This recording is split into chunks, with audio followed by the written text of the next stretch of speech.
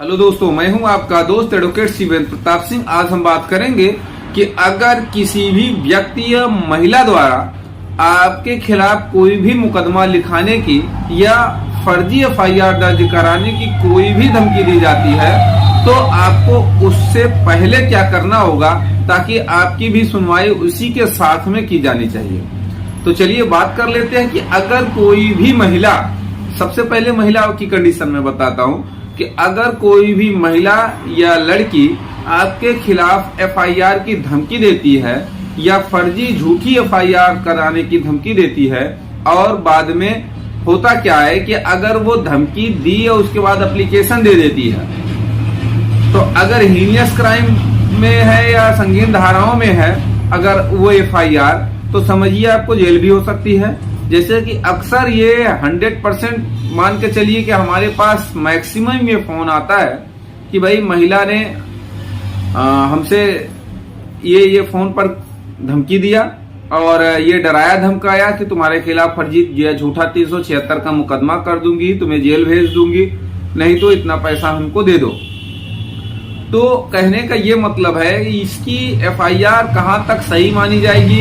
या कब दर्ज कर ली जाएगी या आपको क्या समस्या होगी।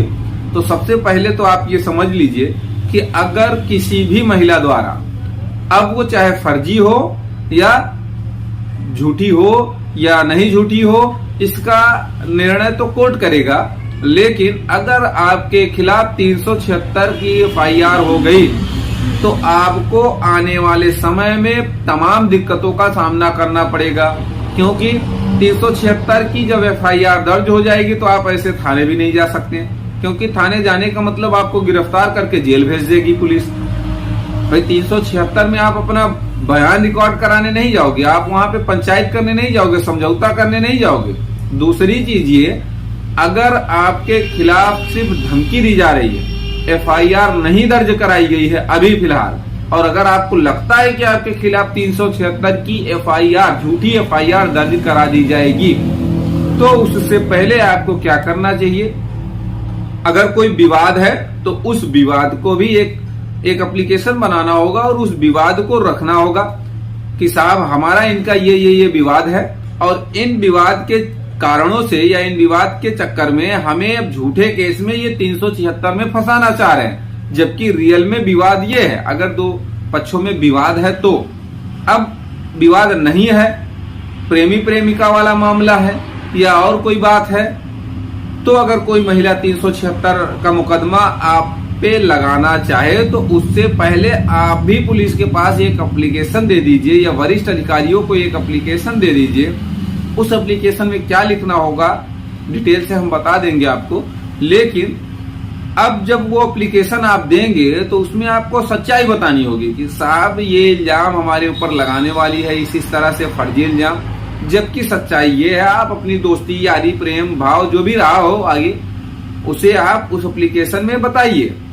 और साथ ही साथ मोबाइल नंबर अपना और उस लड़की का भी बताइए कि भाई देखिए ये बालिग है या 20 साल 25 साल की है, जो भी एज हो उसकी,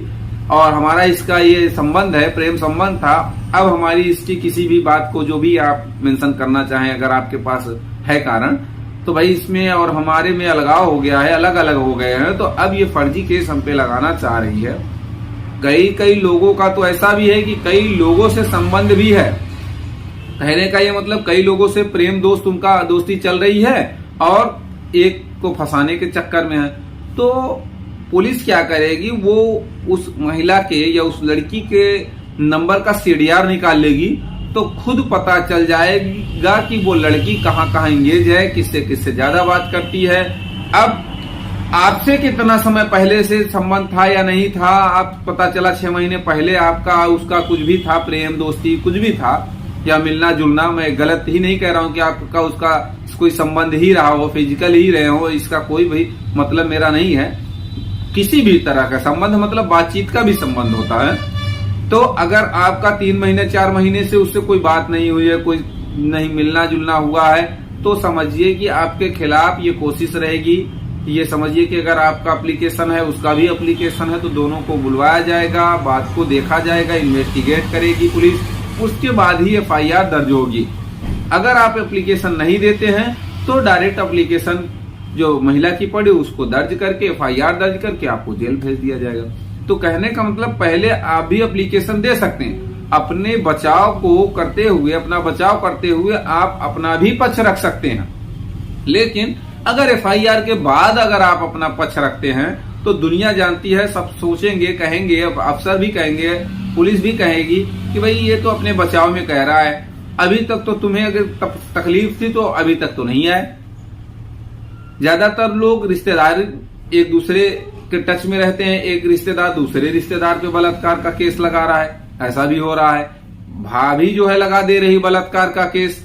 ऐसा भी हो रहा है। या कोई पड़ोस का है, दोनों के बीच झगड़ा लड़ाई चल रहा है आपस में, उसमें भी सोचता है कि भाई अब लड़ाई झगड़ा में इसको हम जेल भेज नहीं पाएंगे, तो उस पे भी 376 लगा दे रहा है। तो इस तरह से हमने कई अपने सब्सक्राइबर दोस्तों से बात करी, कई तो पुलिस वाले, कई तो आर्मी मैन, कहने का मतलब फौजी भाइयों ने भी फोन किया कि उनके खिलाफ ये FIR दर्ज होने वाली है। कई लोगों ने ऐसा बताया भी कि FIR दर्ज हो गई है। तो कहने का मतलब है अगर सही की FIR है, अगर आपने सही में अपराध किया है तो आपको फांसी हो जाए। हम इसका समर्थन बिल्कुल नहीं करते, खूब फांसी हो जाए, हम बिल्कुल आपको बचाव के लिए, हम आपके लिए तैयार नहीं है। लेकिन अगर आपके खिलाफ किसी भी प्रकार से फर्जी मुकदमा लगाया जा रहा है तो दिए गए नंबरों पर डिटेल से आप बात कर सकते हैं, कोई चार्ज नहीं लिया जाता है। और आपकी सुरक्षा किया जाना, हमारे ये जो पोशाक है, ये हमारी जिम्मेदारी है कि हम स्वच्छ समाज का निर्माण करें और जो आपराधिक मुकदमे हैं या आपराधिक किस्म के व्यक्ति हैं उन पे अंकुश लगाने का प्रयास करें। उम्मीद करता हूं, आशा करता हूं आज की यह जानकारी आपको पसंद आई होगी। अगर जानकारी पसंद आई तो वीडियो को लाइक करिए, शेयर करिए। YouTube चैनल SP 72 कानून प्रयागराज को जरूर सब्सक्राइब करिए।